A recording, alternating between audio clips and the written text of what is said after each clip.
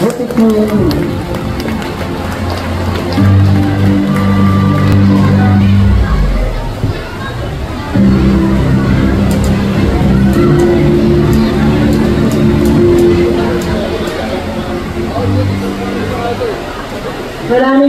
salamat po at magandang hapon po sa inyong lahat.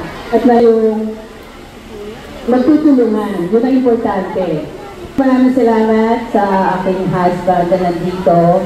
Thank you very much for being a very good philanthropist. Siya po ang laging tumutulong, lagi po niya iniisip ang ibang tao.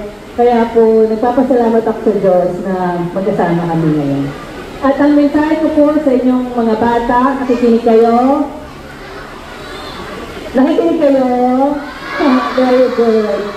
Alam niyo, mahal namin kayo. At itatry namin ang lahat para makatulong. Kaya sana, ang hinihingi ko lang sa iyo, mag-aral kayo mabuti. Mag-aral kayo mabuti. Makinig sa inyong mga guro. Makinig sa inyong mga magulang. Maging mabuting mga bata, magpasaway, laging masunurin. At ipagpapay ko kayong lahat na sana kung ano man ang mga pangarap niyo sa buhay niyo, matupad niyo.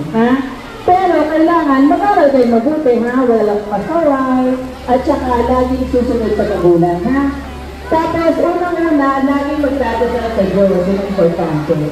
Okay? Yun lang ang gusto kong hingin sa inyong lahat na mga bata. Kasi kayo ang future leaders ng country natin. Kayo yun. Kaya kailangan mag-aral kayo mabuti, Magpakabait.